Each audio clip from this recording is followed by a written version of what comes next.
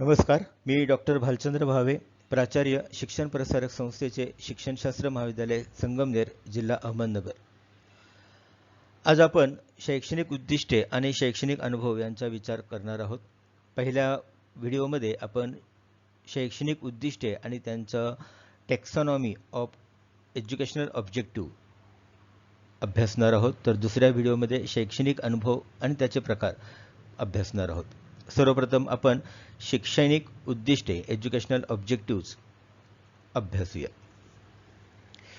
विद्यार्थ्याचा सर्वांगीण विकास साधणे हे अंतिम उद्दिष्ट डोळ्यासमोर ठेवून शिक्षण तज्ज्ञांनी अभ्यासक्रम तयार केला. पण या अंतिम उद्दिष्टांचा शिक्षण तज्ज्ञांना अभिप्रेत असलेला अर्थ शिक्षकाला जर यथार्थपणे कळाला नाही तर अभ्यासक्रम राबवण्याची दिशा चुकते. ज्यांचा अर्थ कळत नाही अशा अनेक संज्ञा शिक्षण क्षेत्रामध्ये देखील वापरल्या जातात. ही अडचण दूर करण्याकरता शैक्षणिक उद्दिष्टांची शिस्तबद्ध मांडणी करणे आवश्यक आहे. याचा विचार करून डॉक्टर बेंजामिन ब्लूम आणि त्यांचे सहकारी यांनी शिकागो विद्यापीठामध्ये सर्वप्रथम काम केले. या अगोदर शैक्षणिक उद्दिष्ट म्हणजे नेमकं काय याचा विचार आपण करणं आवश्यक आहे. शैक्षणिक उद्दिष्ट हे ध्येयापर्यंत पोहोचवण्याचा एक मार्ग आहे. शालेय शिक्षण ही 10 वर्षाची योजना असते. या 10 वर्षात विद्यार्थ्याच्या वर्तनात कोणते बदल करायचे, या 10 वर्षानंतर तो कसा असेल, यासाठी शिक्षणाची ध्येये ठरवली जातात. परंतु ही ध्येये 10 वर्षानंतरची असल्याने शिक्षणाच्या कार्याला योग्य दिशा मिळावी म्हणून ध्येयांची टप्प्यांमध्ये विभागणी करतात. या प्रत्येक टप्प्यालाच शैक्षणिक उद्दिष्टे असे म्हणतात. थोडक्यात ध्येयापर्यंत पोहोचवण्याच्या मार्गातील मैलांच्या खुणा म्हणजे शैक्षणिक उद्दिष्ट होय. नावेचे सुकाणू जसे नावेला दिशा देण्याचे कार्य करतात, तसेच शैक्षणिक उद्दिष्टे ही शिक्षण प्रक्रियेला दिशा देण्याचे कार्य करीत असतात. यालाच शैक्षणिक उद्दिष्टांची श्रेणीबद्ध रचना असे म्हणतात. टेक्सॉनॉमी ऑफ एज्युकेशनल ऑब्जेक्टिव्ह या शैक्षणिक उद्दिष्टांची श्रेणीबद्ध रचना करण्याचं काम 1956 मध्ये डॉक्टर ब्लूम यांनी taxonomy of educational objective handbook first यामध्ये केले. 1964 मध्ये क्रायवाल ब्लूम मासिया यांनी भावात्मक क्षेत्राची अशीच पुस्तकं ही या ठिकाणी प्रसिद्ध केली. त्याचबरोबर 2001 मध्ये डॉक्टर अँडरसन आणि त्यांच्या सहकारी यांनी बोधात्मक क्षेत्रातील उद्दिष्टांमध्ये बदल करून विश्लेषण व संश्लेषण हे उद्दिष्ट एकत्र केलं व मूल्यमापनानंतर नवनिर्मिती ह्या नवीन उद्दिष्टांचा समावेश केला. थोडक्यात बोधात्मक, भावात्मक आणि क्रियात्मक क्षेत्र असे 3 प्रमुख उद्दिष्टांचे स्तर या ठिकाणी निश्चित केले गेले आणि त्यानुसार आज शिक्षणाची उद्दिष्टे ही मांडली जातात. बोधात्मक क्षेत्रामध्ये बौद्धिक विकासाशी संबंधित उद्दिष्टे येतात. भावात्मक क्षेत्रामध्ये भावनेशी संबंधित उद्दिष्टांचा समावेश होतो, तर क्रियात्मक क्षेत्रामध्ये कृतीशी संबंधित उद्दिष्टांचा समावेश होतो. या तिन्ही उद्दिष्टांच्या प्रकारांचा सविस्तरपणे अभ्यास आपण इथून पुढे करणार आहोत. बोधात्मक क्षेत्र, कॉग्निटिव्ह डोमेन. शैक्षणिक उद्दिष्टांची शिस्तबद्ध मांडणी करण्याचे काम डॉक्टर बेंजामिन ब्लूम आणि त्यांचे सहकारी यांनी केले. डॉक्टर बेंजामिन ब्लूम व त्यांचे सहकारी यांनी बोधात्मक क्षेत्रात अंतर्भूत होणाऱ्या उद्दिष्टांची मालिका तयार करून त्यासंबंधीची पुस्तिका 1956 मध्ये प्रथम प्रसिद्ध केली. या क्षेत्रात बौद्धिक विकास आणि कौशल्य या संदर्भातली उद्दिष्टे येतात. यामध्ये पुढील 6 उद्दिष्टांचा विचार केला जातो. 1. ज्ञान, नॉलेज. यामध्ये विद्यार्थी प्रामुख्याने स्मरणशक्तीवर भर देतो. यामध्ये जो धडा शिकवला आहे त्यातील निरनिराळ्या संज्ञा, नियम, तत्वे, विविध घटना, व्याख्या इत्यादी बाबी स्मरणशक्तीच्या जोरावर सांगू शकतो. यामध्ये एखादी गोष्ट आठवणे, ओळखणे या क्रिया केल्या जातात. एखादी गोष्ट वाचल्यानंतर त्यातील कठीण शब्दांचा अर्थ सांगणे, त्यातील पात्रांची नावे सांगणे, ती गोष्ट कथन करणे इत्यादी गोष्टी किंवा घटक विद्यार्थ्यांनी साध्य केले तर ज्ञान पातळीपर्यंत त्याची प्रगती झाली व पहिले उद्दिष्ट साध्य झाले असे म्हणता येईल. विद्यार्थ्याला त्या विषयाचे ज्ञान झाले असे म्हणण्यापेक्षा त्या विषयाची माहिती आहे हे म्हणणे योग्य ठरेल. गणित, विज्ञान, इतिहास, भूगोल या विषयामध्ये विद्यार्थी स्मरणशक्तीच्या सहाय्याने जेव्हा केवळ काही माहिती पुन्हा सांगतो तेव्हा ज्ञान पातळीपर्यंत उद्दिष्ट साध्य झाले. पण एखादा धडा, प्रमेय, सिद्धांत विद्यार्थ्याला समजला आहे की नाही हे पाहण्यासाठी बोधात्मक क्षेत्रामध्ये ज्ञान स्तरापेक्षा इतर स्तराचा विचार करावा लागतो. या सर्वांना बौद्धिक क्षमता व कौशल्य असे म्हणतात.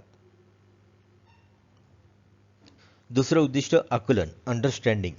माहिती होण्याची वरची पातळी किंवा पुढचं उद्दिष्ट म्हणजे आकलन होय.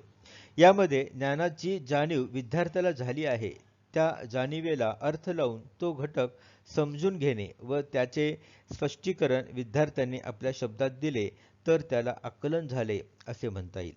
शिक्षकाच्या हातात काहीतरी आहे याची जाणीव होणे म्हणजे ज्ञान, पण ती वस्तू पेन आहे का खडू असा त्या जाणीवेला अर्थ लावणे म्हणजे आकलन होय. म्हणजेच या स्तरावर विद्यार्थी जाणीवेला अर्थ लावतो व घटक समजावून घेण्याचा प्रयत्न करतो. धड्याचा सारांश सांगणे, अंकगणितामधील उदाहरणातील विविध घटकांचा परस्पर संबंध स्पष्ट करणे या स्तरावर विद्यार्थ्याला केवळ स्मरणशक्तीवर विसंबून राहता येत नाही.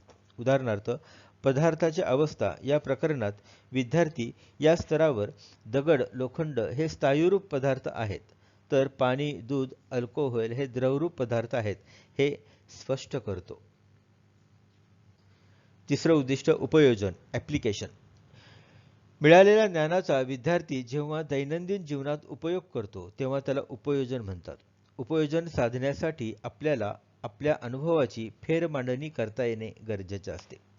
दिलेल्या ज्ञानाचा वापर विद्यार्थी अपरिचित अशा एखाद्या घटनेमध्ये करतो तेव्हा त्याला उपयोजन म्हणतात.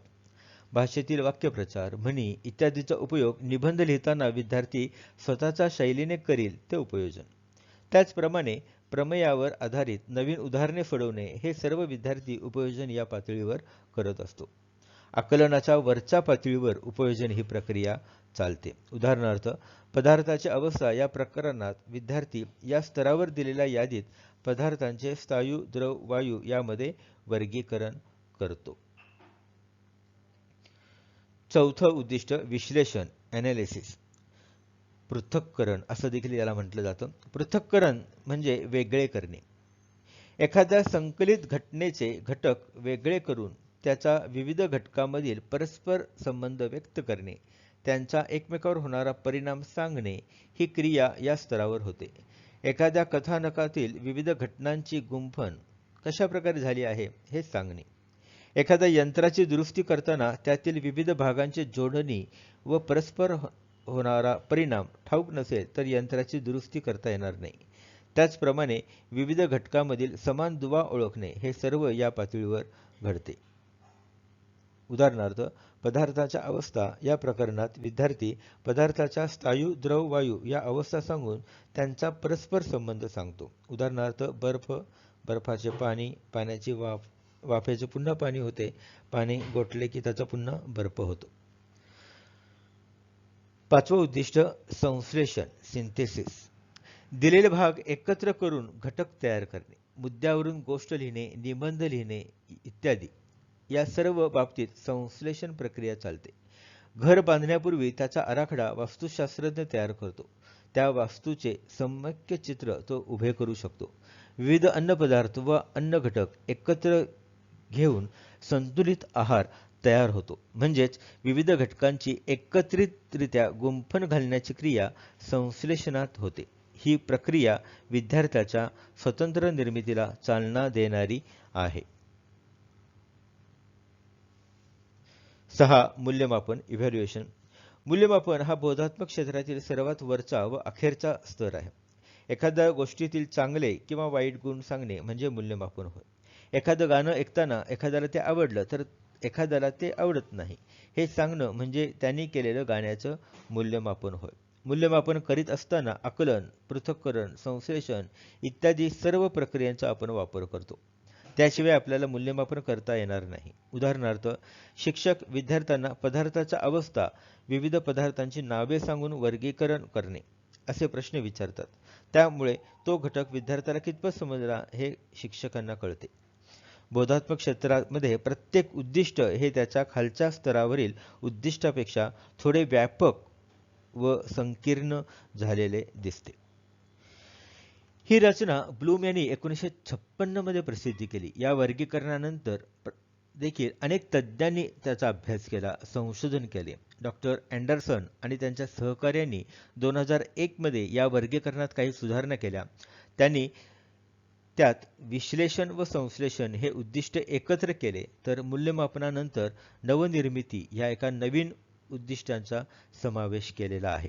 नवनिर्मिती या उद्दिष्टात नवीन रचना करणे, सूत्रबद्ध नियोजन करणे व त्यानुसार प्रक्रिया पार पाडणे या उच्चस्तरीय क्षमतांचा समावेश केलेला आहे. उदाहरणार्थ, एखाद्या चर्चासत्राचे नियोजन व आयोजन करून त्याचा अहवाल सादर करणे. अशा प्रकारे बोधात्मक क्षेत्रातील उद्दिष्टांचा आपण अभ्यास केला. भावात्मक क्षेत्र अफेक्टिव्ह डोमेन यामध्ये कोणकोणती उद्दिष्टे येतात ते आपण पाहूया. नंबर 1 अवधान. मानवी मन आणि भावना यांचा संबंधित विकास या भावात्मक क्षेत्रामध्ये पडतो. या क्षेत्रात विद्यार्थ्याची वृत्ती, अभिरुची, रसग्रहण क्षमता इत्यादी घटकांचा अंतर्भाव होतो. पण या संज्ञात नेमका अर्थ काय आहे तो अभ्यासणं आवश्यक आहे, कारण या सर्वांना सारखाच अभिप्रेत अर्थ असतो असे नाही. म्हणजेच एखाद्या गोष्टीचा नेमका अर्थ या ठिकाणी सांगता येत नाही. चित्रकला, संगीत इत्यादी कला, त्याप्रमाणे मातृभाषा, गणित इत्यादी शालेय विषय यांच्या अध्यापनामध्ये अभिरुची, रसग्रहण इत्यादी शब्द वारंवार वापरले जातात, पण त्याचा अर्थ सुस्पष्ट न झाल्यामुळे भावात्मक क्षेत्रातील उद्दिष्टे किती प्रमाणात सफल झाली हे ठरवता येत नाही. या ह्याच्यात 5 उद्दिष्टे येतात. पहिलं अवधान, अटेन्शन. कोणतीही वृत्ती निर्माण होण्यास सर्वप्रथम अभिरुची निर्माण होणे आवश्यक असते, म्हणजे चेतकाकडे अवधान देण्याची तयारी असणे. अवधान म्हणजेच लक्ष केंद्रित करणे होय. उदाहरणार्थ, शाळेत शिक्षक विविध स्पर्धांचे आयोजन करतात. विविध खेळांच्या स्पर्धा या चेतकाची जाणीव विद्यार्थ्यांना होते. ज्या विद्यार्थ्यांना बुद्धिबळ खेळण्याची आवड असेल त्यांचे बुद्धिबळाकडे लक्ष केंद्रित होऊन ते त्या खेळावर लक्ष देऊ लागतात. त्या खेळाची जास्तीत जास्त माहिती मिळवून तो खेळ संपूर्णपणे एकाग्र होऊन खेळतात. नंबर 2 प्रतिसाद, रिस्पॉन्डिंग. एखाद्या गोष्टीकडे लक्ष केंद्रित झाल्यावर किंवा एखाद्या विषयाकडे अवधान जाऊ लागल्यावर विद्यार्थी त्या खेळामध्ये रमू लागतो. त्या विशिष्ट गोष्टीपासून त्याला समाधान मिळते. यालाच अभिरुची असेही म्हणतात.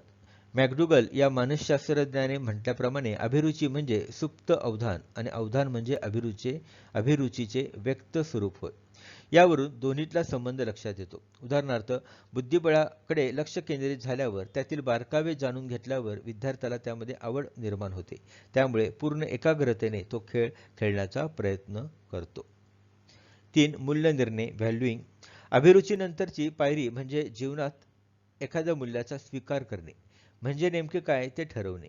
प्रत्येकाने विचारपूर्वक व विचार न करता कोणते ना कोणते मूल्य स्वीकारलेले असते. त्यानुसार काय करायचे व काय करायचे नाही या संबंधीचा प्रत्येक व्यक्तीचा निश्चय म्हणजे तिने केलेला त्या विशिष्ट गोष्टीचा स्वीकार होय. उदाहरणार्थ, विद्यार्थी विश्वनाथन आनंदसारखा उत्कृष्ट बुद्धिबळपटू बनण्याचा निश्चय करतो व त्या परीने प्रयत्न करतो. 4 मूल्य संघटन, व्हॅल्यू ऑर्गनायझेशन. जीवनात निर्माण झालेल्या वेगवेगळ्या मूल्यांची योग्य प्रकारे गुंफण घालणे म्हणजे संघटन होणे आवश्यक असते. अन्यथा ही मूल्ये वेगवेगळी राहिल्याने त्यांच्यामध्ये संघर्ष निर्माण होईल. उदाहरणार्थ, विश्वनाथ आनंदसारखा उत्तम बुद्धिबळपटू बनण्यासाठी विद्यार्थी आवश्यक गुणांचा विचार करतो. बुद्धिबळातील सर्व बारीक सारीक गोष्टी आत्मसात करण्याचा प्रयत्न करतो. 5 मूल्य समूह, व्हॅल्यू कॉम्प्लेक्स. विविध मूल्यांचे आंतरिक संघटन होत असताना अशी एक वेळ येते की जेथे व्यक्ती मूल्यांच्या संदर्भातच विविध प्रसंगी निर्णय घेते. अनेक मूल्यांचे संघटन होऊन त्यांचा एक समूह निर्माण होऊन बाकीचे वर्तन त्या संदर्भात घडते. मूल्यांचा समूह व्यक्तीचे वर्तन नियंत्रित करतो.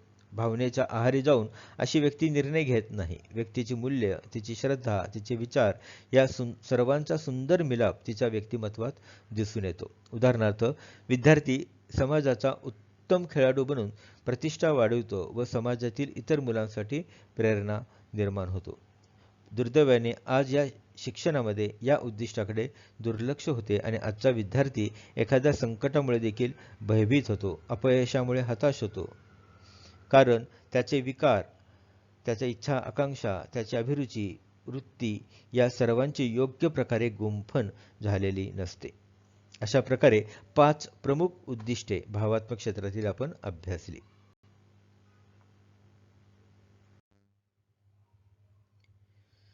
क्रियात्मक क्षेत्र, सायकोमोटर डोमेन. या क्षेत्रातील उद्दिष्टांचा निश्चित स्तर अद्याप उपलब्ध नाही. दिल्लीच्या NCERTच्या अभ्यासक्रम व संशोधन विभागाचे माजी प्रमुख डॉ. दवे यांनी या क्षेत्रातील उद्दिष्टांच्या मालिकांची रूपरेषा निश्चित करून तज्ज्ञांच्या विचारार्थ सर्वप्रथम मांडले. या उद्दिष्टामधील कौशल्य प्राप्त होण्यासाठी मेंदूकडून येणारे आदेश व स्नायूंच्या होणाऱ्या हालचाली यामध्ये समन्वय साध्य झाल्यास कोणतीही क्रिया सफाईदारपणे, जलद व सहज होऊ शकते. डॉ. दवे यांनी या क्षेत्रात पुढील उद्दिष्टांचा समावेश सुचवलेला आहे. 1. अनुकरण, इमिटेशन. या स्तरावर विद्यार्थी दुसऱ्याच्या कृतीचे निरीक्षण करून अनुकरण करतो. सुरुवातीला मज्जातंतू व स्नायू यात समन्वय दिसत नाही, त्यामुळे हालचाली ओबडधोबड स्वरूपाच्या होतात. यामध्ये काही अनावश्यक हालचाली होतात, त्यामुळे आपली कृती सफाईदार होत नाही. उदाहरणार्थ, प्रयोगशाळेत गेल्यावर विद्यार्थी शिक्षक करत असलेल्या प्रयोगाचे निरीक्षण करतो व त्यानंतर विद्यार्थी प्रयोग करतो, पण यामध्ये त्याच्याकडून खूप चुका होतात. ही कृती तो केवळ दुसऱ्याच्या निरीक्षणातून शिकत असतो. दुसरं उद्दिष्ट क्रिया कौशल्य, मॅनिप्युलेशन. या स्तरावर विद्यार्थी केवळ निरीक्षण करून अनुकरण न करता दिलेल्या सूचनांचे अनुसरून क्रिया करतो. विविध हालचालीमधील फरक ओळखून आवश्यक ती हालचाल तो निवडतो व ती हालचाल वारंवार केल्याने अनावश्यक हालचाली आपोआपच कमी होतात. उदाहरणार्थ, प्रयोग करताना विद्यार्थी शिक्षकांनी सांगितलेल्या पायऱ्यांनुसार प्रयोग करतात. विविध रसायनांचे प्रमाण त्यांना समजते व त्यानुसार ती रसायने प्रयोगात वापरून प्रयोग करतात. येथे चुकांचे प्रमाण कमी झालेले दिसते. 3. अचूकता. एखाद्या कृतीतील कौशल्य वाढल्यानंतर ती कृती जास्त रेखीव, बिनचूक व प्रमाणशील होऊ लागते. उदाहरणार्थ, विद्यार्थ्याला प्रयोग कसा करतात हे कळाल्यावर विद्यार्थी अधिकाधिक प्रयोग करण्याचा प्रयत्न करतो. विविध रसायने योग्य प्रमाणात वापरतो. 4. संधिकरण. एखाद्या कृतीमध्ये विविध हालचाली असतात. या स्तरावर या सर्वांमध्ये समन्वय साधणे आवश्यक असते. या स्तरावर विद्यार्थी, व्यक्ती विविध क्रिया एकसंघपणे करू शकतो, त्यामुळे या कौशल्यात सुसंगतपणा दिसून येतो. उदाहरणार्थ, प्रयोग करताना विद्यार्थ्याने शिक्षकांनी दिलेल्या सूचनांचे पालन केल्याने व प्रयोगाचा सराव केल्याने नगण्य चुकांसह प्रयोग करू शकतो. 5. स्वाभाविकीकरण. कौशल्य अंगवळणी पडले की त्या स्तरावर सहजता दिसून येते. मानसिक शक्ती फारशी खर्च होत नाही. विद्यार्थ्यांची ती एक सवय होऊन जाते व अंतिम विशिष्ट कौशल्याच्या दिशेने व्यक्तीची कृती होते व व्यक्तीच्या हालचाली सुलभतेने होतात. उदाहरणार्थ, विद्यार्थ्याने सराव केल्याने त्याला प्रयोग करता येऊ लागतो व तो प्रयोग अचूक करू लागतो. अशा प्रकारे 5 महत्त्वाची उद्दिष्टे क्रियात्मक क्षेत्रातील आपण अभ्यासली. यानंतर श्रेणीनुसार वर्गीकरणाचे शैक्षणिक महत्त्व काय आहे ते आपल्याला या ठिकाणी अभ्यासणं आवश्यक आहे. श्रेणीनुसार वर्गीकरण करणं अभ्यासक्रम तयार करताना उपयोगी पडते. नंबर 2, विविध विषय, इयत्ता यांचे स्तर करणे सोपे जाते. 3, तज्ज्ञामध्ये एकवाक्यता आणण्यासाठी उपयोगी पडते. 4, अध्यापन प्रक्रिया परिणामकारक होते. 5, सर्वांगीण विकास घडून येतो, कारण यामध्ये भावात्मक, क्रियात्मक आणि बोधात्मक या तिन्ही उद्दिष्टांचा विचार केलेला आहे. 6, विविध कसोट्या तयार करताना उपयोगी पडतो. 7, विकासाचे टप्पे ठरविता येतात. 8, अध्ययन अध्यापन प्रक्रिया व्यापक घडून येते. अशा प्रकारे 8 महत्त्वाचे महत्त्व या श्रेणीनुसार वर्गीकरणाचे आहेत हे आपण अभ्यासले. याचे काही इतरही महत्त्व आपल्याला सांगता येईल. उदाहरणार्थ, वर्षभर झालेल्या बदलांच्या नोंदी ठेवता येतील. विद्यार्थ्यांचे अचूक दृष्टिकोन, त्यांच्या व्यक्तिमत्वात झालेले बदल हे ठरवता येईल. ज्ञान पातळीवर असलेले प्रश्न विचारून बौद्धिक क्षमता, क्रियात्मक क्षमतांची परीक्षा कौशल्यांची न घेता स्मरणशक्तीवर देखील परीक्षा घेता येते. सप्रमाणता गुण हा आजच्या शिक्षण प्रक्रियेच्या परीक्षेत आढळत नाही.